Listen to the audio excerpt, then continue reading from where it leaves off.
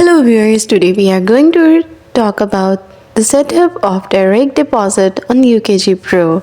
So let's get started. The process is quick and simple. You just have to follow this video till the end. First, log into UKG Pro through your company's portal using your username and password.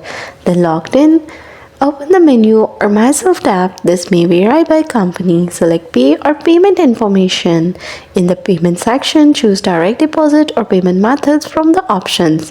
Click Add or the plus icon to set up a new bank account. You will be prompted to enter your account type, routing number, account number, and deposit type. Enter your details. If adding multiple accounts, set the priority and choose the amount or percentage for each.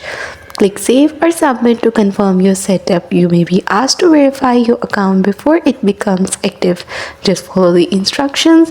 Double check that your account now shows as active for upcoming pay periods. And that's all, and you are all done. Thanks for watching. Don't forget to like and subscribe.